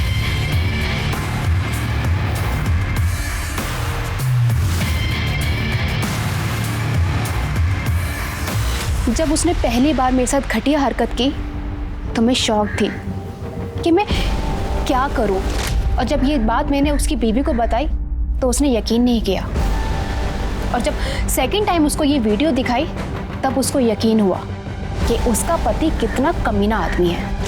ये रही वो वीडियो। ये वीडियो तुमने दिया को कब दिखाई थी? डेट याद है? मैडम 14 जून सुबह। इसका मतलब 14 जून को निक्की ने दिया को ये वीडियो दिखाई और उसी रात दिया का मर्डर हुआ। मतलब मनोज के खिलाफ हमारे पास और एक एविडेंस है, दिया का मर्डर मनोज ही कर सकता है। सर, दिया की पोस्टमार्टम रिपोर्ट आ गई है। सर, रिपोर्ट के मुताबिक उसकी मौत 14 जून की रात 8 बजे से 10 बजे के बीच में हुई है। बॉडी पर 4 बार वार किया गया था सर। उसके बाद उसके बॉडी को पेट्रोल डाल के जला दिया गया। Right sir. फॉरेंसिक रिपोर्ट भी आ गई सर। रिपोर्ट के मुताबिक घर के किचन और बाथरूम में जो बाल मिले थे उसका डीएनए बॉडी से केवल 50% ही मैच करता है। और सर घर में जो दिया की मेडिकल रिपोर्ट मिली थी उसका ब्लड ग्रुप घर के बाहर जो ब्लड मिला था उससे मैच नहीं करता है। उल्टा सर जो आरती की मेडिकल रिपोर्ट हमने जेल से मंगाई थी उसका ब्लड ग्रुप घर के बाहर जो ब्लड मिला था उससे मैच करता है। मतलब शिरके की फैमिली में 3 औरतें थी, जिसमें से एक जिंदा है, एक गायब है, एक मर चुकी है। और दिया के घर में जो हमें बाल मिले वो बॉडी से सिर्फ 50% मैच होते हैं और ब्लड आरती से मैच होता है। शिरके हम गलत हैं। मर्डर आरती का हुआ है, दिया का नहीं। जिस बात ने पुलिस के भी होश उड़ा दिए थे वो ये थी कि मरने वाली औरत दिया नहीं बल्कि आरती थी। पर सवाल यह था कि आखिर आरती इतनी रात को दिया के घर क्यों गई थी और उसे किसने और क्यों मारा? क्या मनोज ने आरती का मर्डर किया था क्योंकि आरती ने मनोज पर चाकू से वार किया था? दूसरा सवाल यह था कि दिया आखिर थी कहां? अपने बॉयफ्रेंड विनय कुलकर्णी के साथ कहीं गायब थी, सही सलामत थी, या फिर उसके साथ भी कोई अनहोनी हुई थी? सर खबर मिली है कि विनय कुलकर्णी दिया के 4 महीने के बच्चे को अबॉर्ट कराने के लिए नवजीवन क्लिनिक पहुंचा है। वहाँ क्लिनिक में उसने अपना आधार कार्ड जमा किया था, वहीं से हमें इन्फॉर्मेशन मिली है सर। और सर ये विनय भी 4 दिन से गायब है। दिया अंदर जाइए। घबराओ मत, मैं हूं ना तुम्हारे साथ। देखना अब हमें एक होने से भगवान भी नहीं रोक सकता। टेंशन मत लो, जाओ मैं हूं यहाँ। इसका मतलब ये कंफर्म है कि ये दिया विनय के साथ है। Right sir. Sir jail authority से पता चला है कि पैरोल मिलने के बाद आरती ने अपने पति श्याम देशपांडे को फोन किया और कहा कि वो 2 घंटे में पहुंच जाएगी। और सर पैरोल का पूरा इंतजाम किसी और ने नहीं, दिया नहीं करवाया था। और उसने इसके लिए वकील नितिन वर्तक को अपॉइंट किया था, जो कि इसी केस में मनोज का भी वकील था, जिसने आरती को सजा दिलवाई थी। शिरके ये दिया और विनय के लिए बोलो जारी करो और उस वकील को बुला। कोई शाम को बहुत फिक्र थी ना आरती की, पूछताछ करते उससे। सर मुझ पर यकीन कीजिए, मैं सच बोल रहा हूँ। 14 जून को आरती का कोई फोन नहीं आया। चाहे तो आप मेरा फोन चेक कर सकते। मैं तो ऐसे सब में से बाहर नहीं आ पाया कि आरती का मर्डर हो चुका है, वो मर चुकी है। लैंडलाइन पे गया होगा।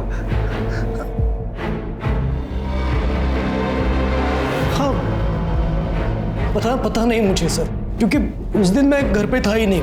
मैं मेरे फ्रेंड के घर गायतोंडे, उसके घर फुटबॉल मैच देखने गया था। वहीं पे डिनर किया और लेट नाइट घर पे आया। तो शायद दिन भर में कभी फोन आया होगा, तो पता नहीं। श्याम मैं वो ये कौन? ये मीरा मेरी असिस्टेंट। मेरा बिजनेस है, शादियों में इवेंट्स में मैं इलेक्ट्रॉनिक इक्विपमेंट सप्लाई करता हूँ। घर पे ही ऑफिस है मेरा। तो जिस दिन ये गायतोंडे ना, हाँ गायतोंडे के पास गए थे तो आप तो घर पे ही थे ना, मतलब ऑफिस में? सर दोपहर में तो मैं ऑफिस के काम से बाहर गई थी और रात को वापस आई। कमाल है, ये घर को ऑफिस कह रहे हैं, आप बोल रहे हैं ऑफिस के काम से बाहर गई थी। वैसे ऑफिस आवर्स क्या है? नहीं मतलब दोपहर में आप ऑफिस के काम से बाहर गई, वापस रात में आई, ओवर टाइम कर रही थी या नाइट शिफ्ट? सर वो शिरके तुम्हारा एड्रेस देना घर का, और आप ऑफिस के काम से जा गई थी ना, वहाँ का भी एड्रेस देना।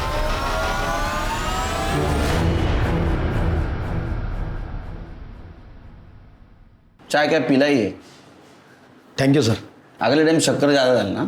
ठीक है सर। शिरके ये बात तो कंफर्म है कि ये मीरा शाम के असिस्टेंट नहीं, उससे ज़्यादा है।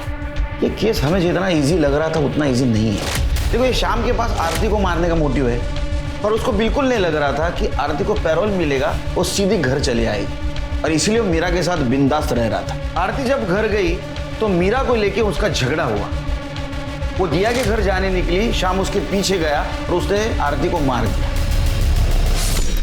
सर मनोज भी तो हो सकता है। कैसे? सर हो सकता है कि पेरोल से निकलने के बाद आरती श्याम के घर ना जाकर मनोज के घर गई। इस बात का जवाब मांगने की कोर्ट में मनोज ने उसके ऊपर झूठे इल्जाम क्यों लगाए और गुस्से में आकर मनोज ने उसका मर्डर कर दिया। मैं छोड़ूंगी नहीं तुम्हें। तुमने मुझे झूठे केस में फंसाया, पर मैं तुम्हें सबक सिखा के रहूंगी, जेल भेजूंगी, छोड़ूंगी नहीं तुम्हें। सर एक और सस्पेक्ट है दिया। सर एक और एंगल है प्रॉपर्टी वाला। इसे पैसे तो चाहिए थे, तो एक वारिस कम होने की वजह से उसे पैसे का शेयर ज्यादा मिलता, इसलिए जब आरती उसके पास पहुंची तो उसने आरती को मार दिया। ये मीरा, श्याम की सो कॉल्ड असिस्टेंट, इसके पास भी मोटिव है। उसे लगा होगा कि जब आरती घर वापस आ जाएगी तो श्याम मीरा को घर से बाहर निकाल देगा, और इसी वजह से उसने आरती को मारा। सर मुझे ऐसा लग रहा है कि मैंने मीरा को कहीं देखा है, कहाँ देखा है ये याद नहीं आ रहा। Sir excuse me. दिया का कुछ पता चला? नहीं सर।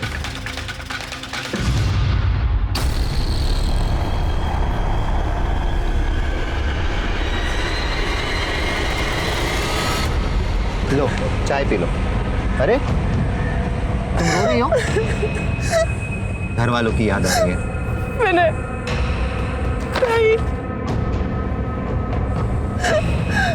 मैंने सोचा था ताई को जेल से आजाद करवाऊंगी, उस मनोज को उसके किए की सजा दिलवाऊंगी।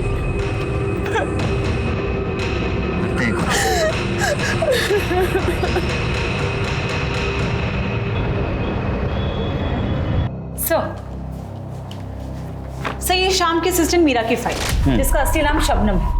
सर इसका काम पैसे वाले लोगों को फंसा के उनकी वीडियो बनाना और फिर उसे ब्लैकमेल करना। सर उन्हीं पैसे वालों में से एक ने इसकी कंप्लेंट भी की, पर पुलिस कार्रवाई नहीं हो सकी क्योंकि वो पहले गुजर गया, इसलिए अभी तक खुला घूम रही है। गुड वर्क तृप्ति। मीरा और शबनम, इसके कॉल डिटेल्स और मोबाइल लोकेशन निकलवा, और मर्डर के वक्त ये कहाँ थी पता कर। सर एडवोकेट नितिन वर्तक आपको मिलने आए।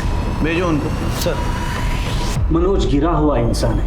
ये बात सच है कि मनोज ने आरती पर रेप करने की कोशिश की थी, जिसके डिफेंस में आरती ने उसको चाकू से वार किया था। तुम रो मत। तुम जब रोती हो ना तो मुझे बिल्कुल अच्छा नहीं लगता आरती। तुम बिल्कुल रो मत। तुम रो मत आरती। छोड़ो, तुम दारू पे क्या हो? मैं प्यार करता हूँ आरती तुमसे। क्या बकवास कर रहे हो तुम? मेरी बहन के पति हो तुम। शर्म आती है उसे इस कहानी को अपना पति कहने में। पर तुम ऐसी नहीं हो आरती।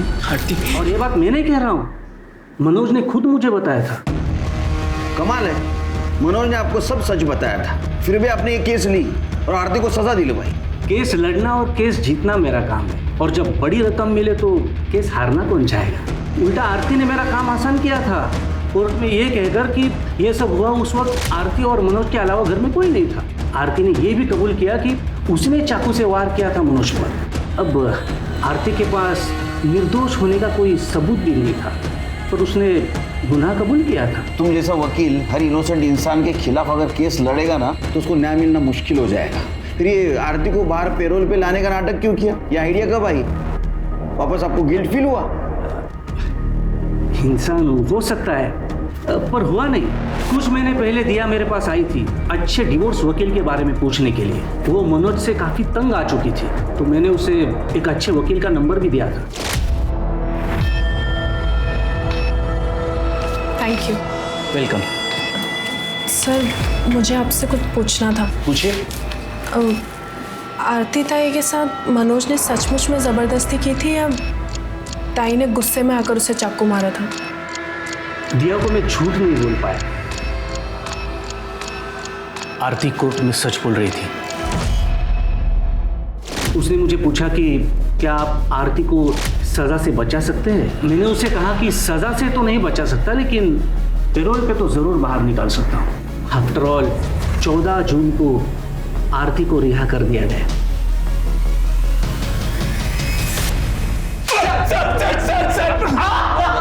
आवाज बंद कर। बोलना है तो सच बोल, झूठ बोलेगा ना तो बोलने के लायक नहीं रखूंगा तेरे को। तूने आरती को मारा ना, बाद में जला दिया और हमको गुमराह करने की कोशिश की कि तूने दिया को जलते हुए देखा। तेरे को पता था दिया विनय के साथ भाग के गई है। सर ऐसा कुछ भी नहीं हुआ था, मैंने आरती को नहीं मारा, मैं तो प्यार करता था सर आरती से। सर क्या करता था? तूने पहले उसका रेप किया, बाद में उसको झूठे इल्जाम में अंदर करवा दिया। ये प्यार है ये? सर मैं उसको जेल भिजवाना नहीं चाहता था सर, पर जब मैंने वो रेप वाली बात सुनी तो मुझे गुस्सा आ गया सर, इसलिए मैंने उस पर अटेम्प्ट टू मर्डर का इल्जाम लगा दिया। सर जब तक मुझे पता चला कि मुझसे गलती हो गई है बहुत देर हो गई थी सर। सच कह रहा हूँ सर। सच कह रहा है? अरे बोल रहा है सर।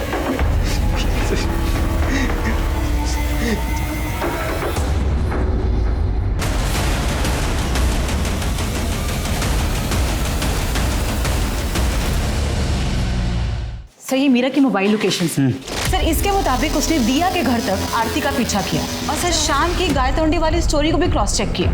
सर शाम झूठ बोल रहे हैं। उस दिन शाम 5 बजे वो घर पे ही था। उसने पार्सल रिसीव किया और साइन भी किया।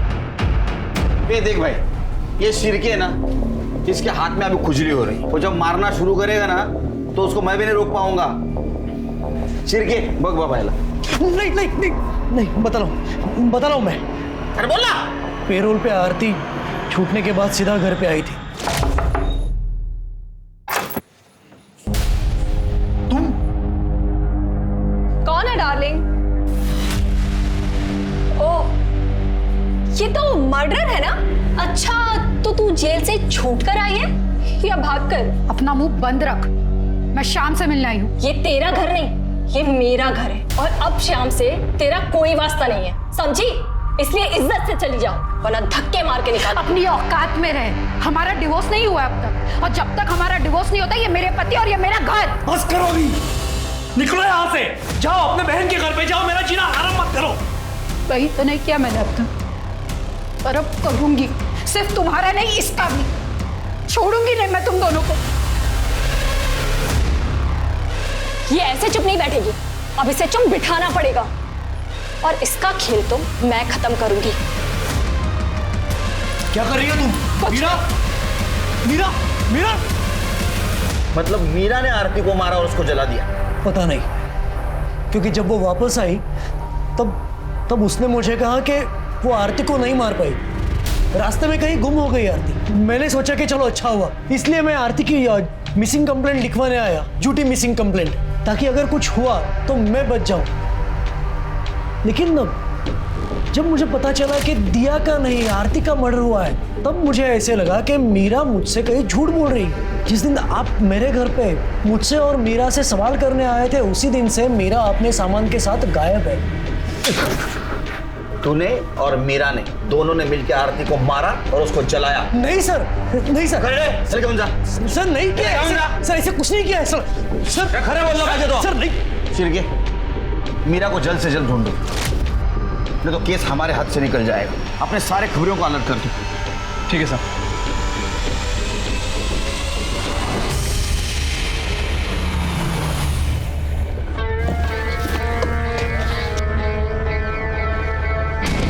इंस्पेक्टर साहब, हेलो, मैं आप ही के पास आ रहा था। एक्चुअली मुझे कंप्लेंट लिखवानी है सर।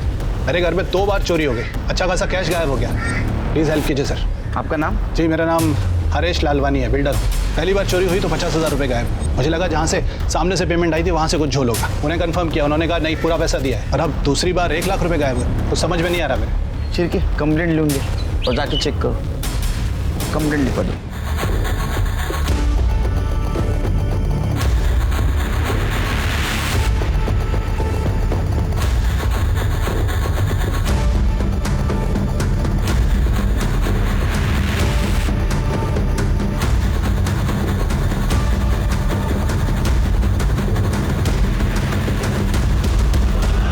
ओके लालवानी जी, हमने सारे सीसीटीवी फुटेज एविडेंस सब कलेक्ट कर लिए हैं। बाकी आपके पैसों के बारे में कोई भी इन्फॉर्मेशन मिलेगी तो आपको अपडेट कर देंगे, ठीक है? चलो। ये जो लड़का अभी यहाँ से गया, ये आपका कौन लगता है और आपकी बेटी के साथ क्या कर रहा है? ये मेरी बेटी का मंगेतर है। क्यों, क्या हुआ? नहीं कुछ नहीं, वो इन्वेस्टिगेशन के लिए पूछताछ करना पड़ता है। चलो। अब ये तो साबित हो चुका है कि जो मर्डर हुआ और जो बॉडी जलाई गई वो आरती थी, तुम नहीं। आरती को 4 बार चाकू से मारा गया। सर इसे पता था कि आरती पैरोल पे छूटने वाली है, ये उससे मिलकर ही निकलना चाहती थी, पर मनोज को हमारे बारे में पता चल गया तो मैंने ही इससे कहा कि अभी चलते हैं, बाद में मिल लेंगे। सर मैं उस दिन मनोज की वजह से ताई से नहीं मिल पाई। और अब कभी मिल भी नहीं पाऊंगी। मैं उन्हें जेल से आजाद करवाना चाहती थी, मुझे नहीं पता था ये आजादी उनकी जान ले लेगी। तुम्हें नई जिंदगी शुरू करनी थी, तुम्हारे पास पैसे नहीं थे ना, और तुम्हारे माँ ने और अंकित ने तुम्हारा घर बेचने से मना कर दिया था। तुमने मांगे थे ना पैसे उनसे? हाँ मांगे थे, लेकिन मैंने कोई भीख नहीं मांगी, अपना हिस्सा मांगा था। उन्हीं के कहने पे, उन्हीं की जबरदस्ती पे मैंने उस मनोज से शादी करी और उसने जानबूझकर मेरी जिंदगी बर्बाद कर दी। ना तो कभी मुझे बीवी माना और ना ही कभी मुझे छोड़ा। जिस फैमिली के लिए मैंने इतनी कुर्बानी दी, उन्होंने क्या किया मेरे लिए? मैं अपने बारे में क्यों नहीं सोचूं? क्यों ना अपना हिस्सा मांगू? क्यों विनय के साथ एक नई जिंदगी की शुरुआत ना करूं? और सिर्फ भाई नहीं, माँ ने भी मुझे खरी खोटी सुनाई। ये क्या लगा रखा है डिवोर्स? हाँ, अरे अपना नहीं तो हमारे बारे में तो सोच। अरे और कितना सोचूं आई? तुम्हारे और ताई के कहने पे मैंने उस मनोज से शादी की ताकि इसका भविष्य बन सके। अब बन चुका ना भविष्य इसका।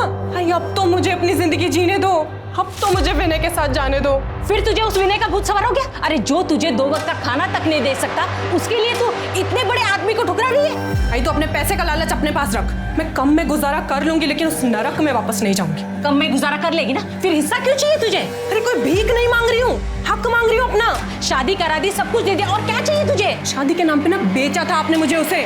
भाई मैंने तब आप लोगों की मजबूरी समझी ना, अब आप मेरी मजबूरी समझो। अगर आप ही लोग मुझे फाइनेंशियली इमोशनली सपोर्ट नहीं करोगे तो भाई मैं टूट जाऊंगी। लड़कियों को हिस्सा नहीं मिलता, जो कुछ भी है अंकित का है, तेरा नहीं है। तो अब तुम लोग भी कान खोलकर सुन लो, मैं अपना हक लेके रहूंगी। क्या करेगी तू? क्या देख, मैं तुझे बता रही हूँ, मेरी बात सुन ले। क्या करेगी? बस करो तुम दोनों। ताई तुझे पैसे चाहिए ना, मैं ला कर दूंगा, लेकिन तेरा एहसान नहीं लूंगा। अरे सुन सुन के कान पक गए मेरे। तेरे लिए किया। फिर कुछ दिनों बाद मुझे एक एजेंट का फोन आया कि अंकित घर बेचना चाहता है। मुझे लगा मेरा दुख समझ रहा है। फिर मनोज को मेरे और विनय के बारे में पता चल गया तो मैं घर छोड़कर भागना पड़ा। उसके बाद मेरे ताई के मर्डर की खबर अखबार में पड़ी।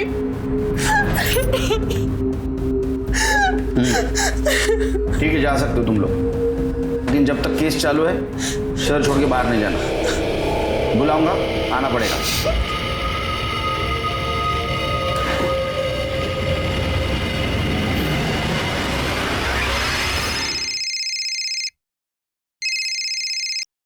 बोलो शिर्के, लेके आओ उसको। तृप्ति सर, एक नया एंगल सामने आया है, शायद पुराना है। लालवानी के घर से शिर्के को कुछ इंटरेस्टिंग हाथ लगा है।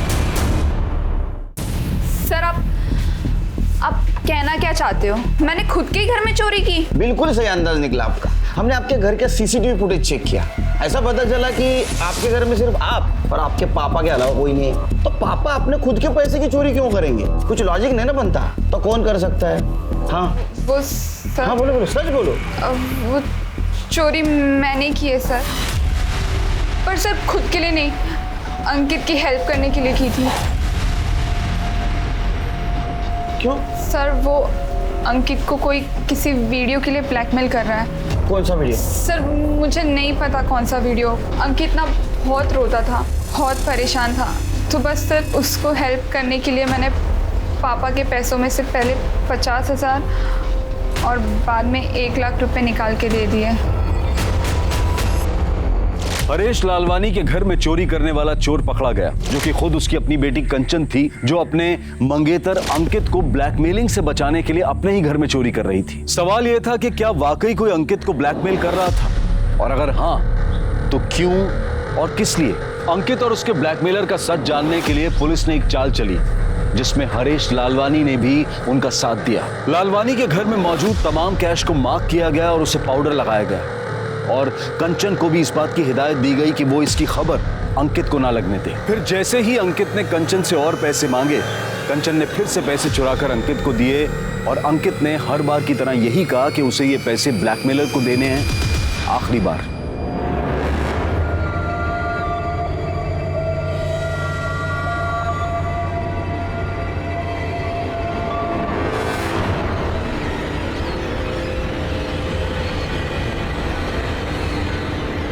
आखिरी बार दे रहा हूं, इससे आगे मैं तुम्हें और पैसे दे नहीं सकता। पैसे तो तुझे देने पड़ेंगे, मैं जब जब मांगूंगी तब तब देने पड़ेंगे, इसलिए आगे के लिए सोच के रखना। इससे आगे तू मांग ही नहीं पाएगी, क्योंकि उससे पहले ही मैं तेरा खेल खत्म कर दूंगा।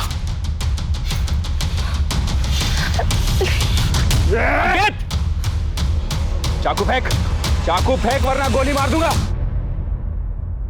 मैंने जानबूझकर दिया था कि बात एक एजेंट से करवा दी थी ताकि वो कुछ दिन तक तो चुप रहे, लेकिन मैंने आई के जाली दस्तखत करवाकर घर को गिरवी रखवा दिया था और उसके लिए एक खरीदार भी मिल गया था। मैं बस हमारे घर को बेचकर खुद के लिए और पेंशन के लिए एक नया फ्लैट खरीदना चाहता था, लेकिन मुझे पता था कि दिया ताई के होते हुए ऐसा नहीं हो सकता। लेकिन मुझे पूरा यकीन था कि आपका सीधा सीधा शक मनोज जीजाजी पर ही जाएगा।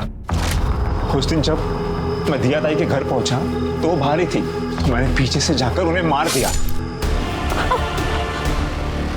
लेकिन बाद में मुझे पता चला कि वो दिया ताई नहीं आरती ताई थी। आरती ताई ने दिया ताई को आवाज लगाई बचाव के लिए। सर, मैं आरती के पीछे गई थी आरती को मारने के लिए, लेकिन मैंने देखा कि मेरा काम तो अंकित कर रहा है। पर मेरे पास तो पैसे थे भी नहीं, इसीलिए मैंने किसी तरह रो धोकर कंचन को मनाया कि वो उसके खुद के घर में चोरी करे। और हाथ कुछ नहीं लगा। शिरके, अंकित के खिलाफ आरती का मर्डर और मीरा उर्फ शबनम के खिलाफ ब्लैकमेलिंग और सबूत छुपाने के जुर्म में चार्जशीट दाखिल करो। लेके जाओ इनको। जिस चाकू से अंकित ने आरती का मर्डर किया था, पुलिस ने उसे फॉरेंसिक डिपार्टमेंट के पास भेज दिया। रिपोर्ट में चाकू पर आरती का खून और अंकित की उंगलियों के निशान पाए गए, जिससे यह साबित हुआ कि आखिर अंकित ने ही अपनी सगी बहन आरती का मर्डर किया था। ये केस हमें सिखाता है कि गलत तरीकों से अपने सपनों को पूरा करने का तरीका कभी भी सही नहीं हो सकता है। ये चालाकियां, ये पैतरे सिर्फ और सिर्फ आपको जेल की ओर ले जाते हैं। अब मैं अनूप सोनी आपसे विदा लेता हूं। फिर मुलाकात होगी क्राइम पेट्रोल सतर्क में एक और नए केस के साथ। तब तक अपना और अपने परिवार का ख्याल रखें, सतर्क रहें, सुरक्षित रहें और देखते रहें क्राइम पेट्रोल सतर्क। जय हिंद। क्राइम पेट्रोल के और भी दिलचस्प कहानी देखने के लिए हमारे चैनल को सब्सक्राइब करें और बेल आइकॉन दबाना न भूलें।